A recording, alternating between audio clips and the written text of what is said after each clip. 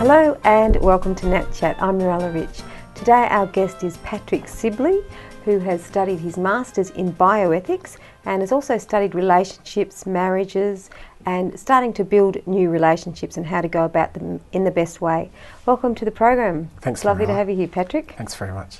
So can you tell us a little bit about your background, what you've studied? So tell us about bioethics and what you actually studied in bioethics. In bioethics, I studied marriage in the Catholic tradition.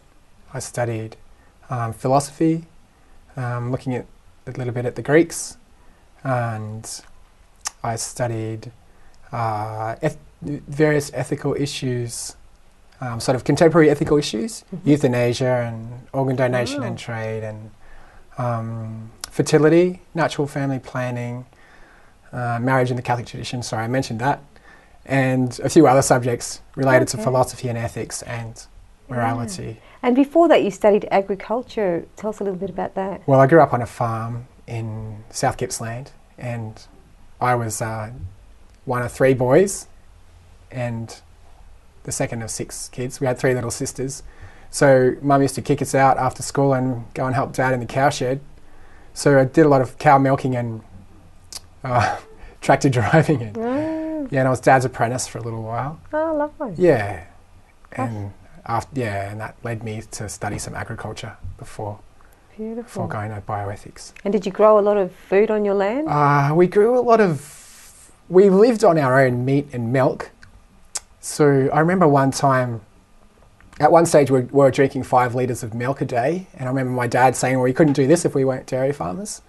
And Dad would sometimes, so we ate all our own meat. And did you have fruit and veggies? Yeah, we did. Mum, being Italian, had a big garden in the, so we had lots of fruit and veg, a lot of fruit trees. And so tell us about, so you also studied theology of the body. Can you explain to our viewers what that means?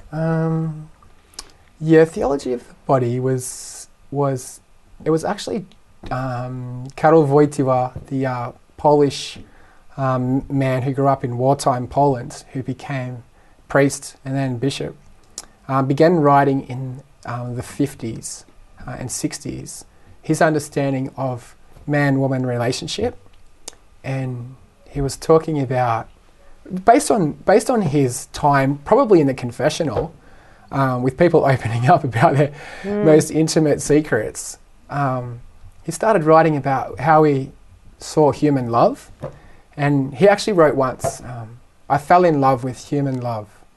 That meant so much to him to start talking about what's the dynamic that brings people together and what will keep them together, what needs to be safeguarded so that their love is preserved, sort of for lifelong love. And he started writing about this, I think mainly because he saw in our Western culture sort of a big attack on this, and that it was under threat. And so he started writing in the 60s, putting all his previous work together. And then later, at the end of the 80s when he became Pope, he'd been thinking about this for 40 years, and he started delivering all his information that he'd sort of gathered and thought about and read about and meditated on for his entire life. As a 50-year-old, he started delivering it on Wednesday when he'd get an audience in. He'd give them these little snippets for an hour and a half. He'd talk to them about a particular aspect of man-woman love or relationship. And then that became known as the theology of the body, John Paul II's theology of the body. Right. Yeah. And then you went and studied theology of the body at, tell us a little bit about what you studied and what you learnt and how much you studied. That was one of 20 units that actually 19 units of study that I did in my Masters, so I would, and then I had to write a big essay on it. So, but it kind of affected all the other subjects as well, because it's about such a core thing about man-woman relationship. So what did I study? I looked at when John Paul II is talking about theology of the body, he's talking about, he was trying to restore what the body means, that it actually has a meaning. Sort of speaking into our culture where we would say, my body is something that I might use for pleasure, or I might use someone else's body for pleasure. And he was trying to say, this is your identity is actually written into your body. So I studied that element.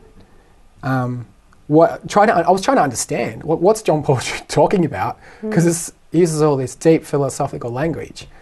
And so I tried to come to an understanding that he's saying your body is sacred, you're built for a purpose, that I was different to a woman, and that I had a capacity that was tied up with my masculinity, that there was something that I could grow into and sort of deepen in, and to discover more about what it was to be a man. And of course, this was easy to get excited about, because it was all about how I was going to relate to a woman. So there was a whole dynamic sort of going on, and I studied the way that men and women relate, how they're different, what expectations I might have in a relationship that are not healthy, and ones that were healthy, and how a woman might see things differently. And can you pinpoint anything at how that he spoke about women and men being differently and how they relate differently, and what sort of aspects did he talk about? He spoke about men being sort of having written into their body an aspect of giving, donation, and he was sort of speaking about how it's written into their very body. The body, their genitalia and their whole manifestation is sort of a character of donation. That's actually what they're meant to do: donate, give of themselves, be giving, and the woman, a small difference there being her body and her character is she's capable of donation, but that her body has an element of receptivity about it, that she can receive, and it's also part of that her sort of feminine qualities of God, that she's able to receive and nurture and bring forth life. And beautiful. We'll have to continue with this. About to go to a break now. You've been watching Nat Chat. Stay with us. We'll be back with more very shortly.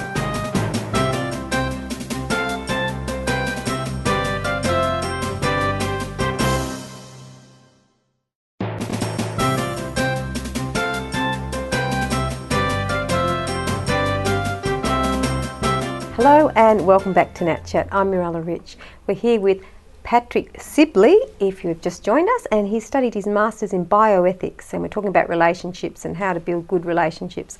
Welcome back to the program, Patrick. Thanks, Mirella. So what are some ways that we can actually build good relationships, and if we are in marriages, how we can help our marriages to become more blossoming and more fruitful? I feel a little unqualified to talk about that in a way, not being married. But what you studied?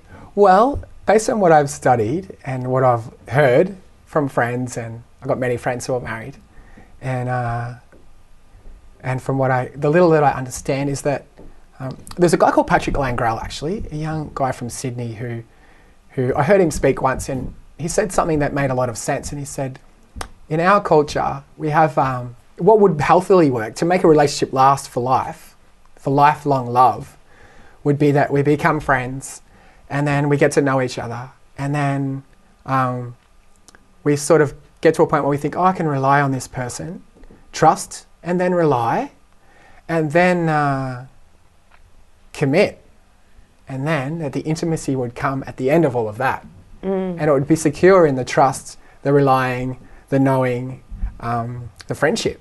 Yeah. And I thought, oh yeah, that all makes sense. And then he said, but in our culture, we go from meeting, there's the temptation and the opportunities often to go from meeting to intimacy, and then all those other steps are all thrown into confusion. Sort of like, do I really know this person? Can I trust this person? I don't know if I can rely on this person. And I don't know if I'm going to commit. So it sort of throws out the chemistry of what is actually going to, it might still be fun, but if the vision is for lifelong love, and ask any teenager what they're looking for, and they'll, do you want lifelong love, that someone's going to treat you with respect and love you for the rest of the year? So So what was your question again, Mirella? Yeah, so I was just saying, there. like, say, was there any sort of tips, I guess, you can give for marriages, like, because we were talking off camera where you were saying how if the husband doesn't want to have children or the wife doesn't want to have children, it's kind of like an empty marriage. It's not even a real marriage.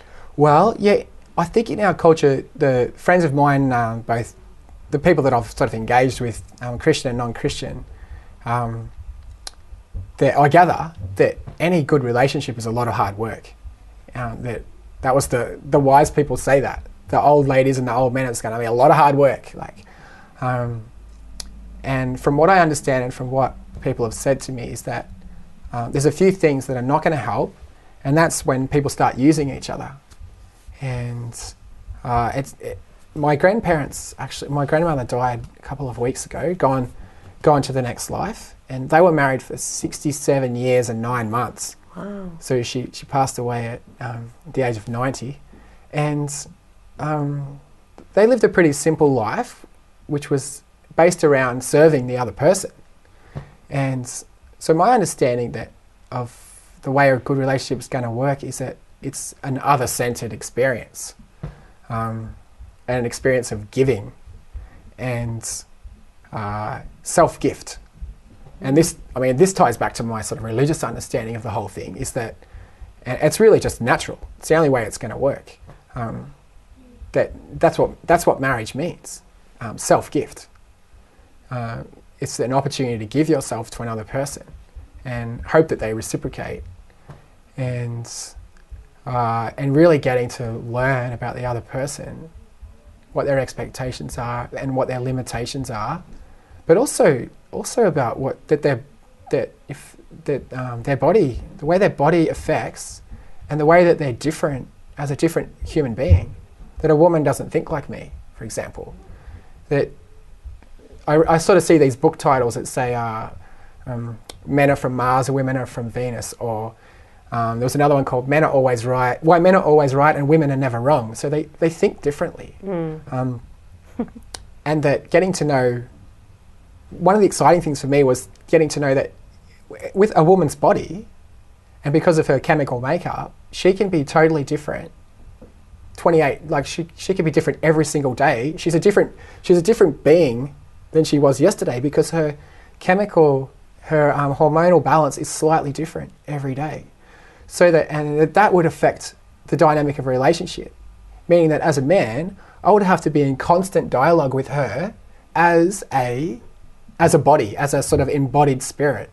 Like, her body actually has a lot to say, and get to know that about the woman, and that sort of constant dialogue with her would mean I'm actually getting to know this person and her limitations and her sort of, if you're going to put religious terminology on it, you might say her sacred identity, like her the manifestation of who is this being, and it's tied up with her body.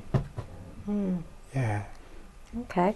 And what happens in a relationship if someone isn't open to having children? What does that mean? Well, from my experience, I would say that some women would say they're afraid, or some guys might say it's a fear. Maybe it could mean it's too hard, or I'm afraid of the consequences. Can I do it? Can we afford it? But it can also have other meanings, sort of other little meanings on the side. It could tie into our natural tendency to think of ourselves first.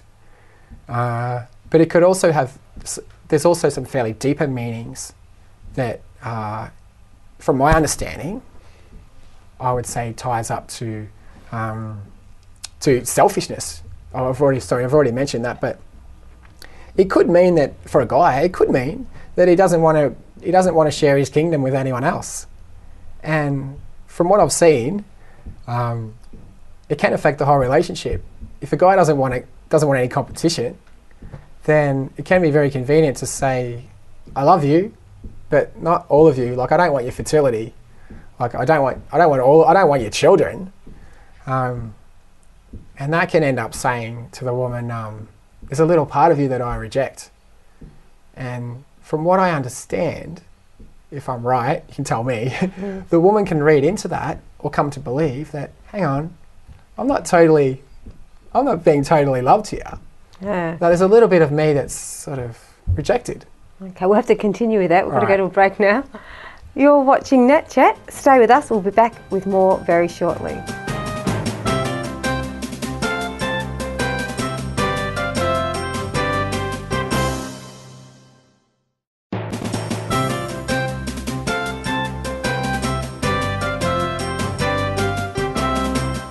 Hello and welcome back to Nat Chat. I'm Mirella Rich. Today, if you've just joined us, our guest is Patrick Sibley, who's done his Masters in Bioethics. Welcome back to the program. Thanks, Mirella.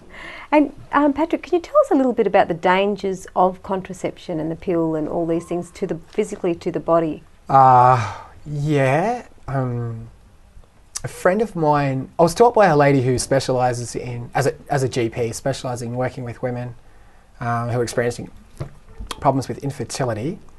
I was talking to a young doctor recently, a young GP, who works in what's called NAPRO technology, which is a way of trying to help women get pregnant based on their hormonal signs, their chemical balance in their body with the hormones. And both of them, that younger doctor actually, she informed me that there's a threefold effect of contraception with the body. And I've found other research to support this as well, is that one of them is that it causes infertility. So the progesterone-only pill, or the pill that's most in common use today, damages the endometrium. And the endometrium is the sort of sperm harbouring villi, or kind of like a river estuary where the fish lay their eggs. It's what protects the sperm. So that they're alive when the woman ovulates, because her ovum is only got a 12-hour lifespan, and if she's going to get pregnant, she needs the sperm to have been there maybe even for 5 days beforehand, at a very long combined fertility between the man and the woman. Those sperm need to be harboured and kept alive. So one of the great causes of infertility is women have been on the contraception for, or however many years. And incidentally, however many years she's been on contraception, the aging of her fertility has been doubled during that time. So if she's been on the pill from, say, 15 to 20, she's now got the fertility of a 25-year-old, not a 20-year-old. Or from 15 to 25, she's now got the fertility of a 35-year-old. So that's one of the problems with, one of the limitations of contraception. One of the other things is that World Health Organization, or the UN actually, the UN has listed contraceptive pill as a class 1 carcinogen, because it's listed it in the highest category of cancer-causing agent. And it actually limits, the contraceptive pill is interesting because it reduces the incidence of uterine and ovarian cancer, the two of the least common female reproductive cancers. But the other two, breast and cervical, which were already the most common, it increases their occurrence even more. Wow. Increases the incidence of breast and cervical cancer. And I noticed some publications are trying to make a connection between abortion and the contraceptive pill and abortion and cancer, sorry. But really the link is, as far as I can see, the evidence is only there for the pill and contraceptive pill and cancer. Somehow they try to link in abortion. Most often women who have had abortions have been using the contraceptive pill, which is where the scientific evidence is. So causing cancer, causing infertility, and I can't remember the other third. And the other thing we were talking about as well, that people are going on IVF, they're going on it, and you were saying something about they're getting really pressured into it with a bit of fear and all this kind of thing. Yeah. So explain what you're talking about, because better if you say it. Well, a friend of mine who's not a Catholic and not interested really in religion, but she knew that I had a background in ethics and had studied this material. And she said, I've got a couple of friends and they're trying to get pregnant on IVF and they're like really desperate and do you know how you can, is there anything that you could, do you know anything? Like, And I said, well, how long have they been trying to get pregnant? And so for 6 months. So I said, well, when did they come off the pill? They came off the pill 6 months ago. Well, so I ended up talking to this couple, and they'd been contracepting for about 8 or 9 years, which means the damage done to her endometrium, there's no way that even if they were getting pregnant, even if the sperm was meeting the ovum, there's nowhere for that conceived embryo to implant in her endometrium. Or if there's very unlikely they were getting pregnant because there's nowhere for the sperm to be harboured. They'd have to time it exactly right for her to even get pregnant in the first place. So I spoke to them and I said, well, you're going to need 20 months. This has got nothing to do with... So what IVF, this is the way IVF operates, is as an opportunist industry. Like, vulnerable woman, desperate, I'm not going to get pregnant, I'm 32, or I'm 35, or I'm 38, panic mode. And IVF sort of operates, it's a profiteer industry, really targeting desperate people who are in panic mode about not getting pregnant. And sure, they get $15,000 out of them, just straight up. And which is, I think it's a real shame when I hear people think that that's their only and first option. Mm-hmm. Their best option is to do nothing for 18 months. Or if they want to get pregnant in September 2017, well, they need to come off the pill in September 2015. Just a little bit of information, freedom of information, informed consent from the doctor's point of view. This needs to be in conversation in our culture so that she doesn't have to go and take a nasty hyperstimulant and, for want of a better description, spew out 15 eggs at the same time and I'll maybe end up in hospital for a week vomiting because it's such a heavy dose of hormone to make us hyperovulate. And then the guy having to do all these things and then have to go, it's a traumatizing experience, very costly and not always effective. And the biggest problem with it is it's not necessary. And Billings has this, I think this couple ended up trying Chinese medicine or some kind of, and what's humorous is that whatever the couple were doing when they got pregnant, they swear by it. It's like, oh yeah, we were drinking this particular herbal tea with this particular herb in it, and that's why we got pregnant. But it really is, at least Billings' ovulation method is the most honest. They give them nothing. They say, there, darling, just sit it out for 18 months and relax.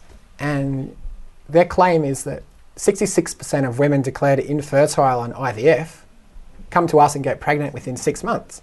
Yeah, and of course, because they just needed the time. But the beautiful thing about Billings is or Crichton, or Napro Technology, which is even more skillful, is that they don't make them take any, they don't promise them the world. Yeah. They just sit with them and they need time. Well, thank you. We've run out of time. Would you like to come again next week? I would, yeah, I would. Thanks, Mirella. Lovely. You've been watching Nat Chat. I'm Mirella Rich and our guest was Patrick Sibley. Hope you enjoyed the program. See you again soon.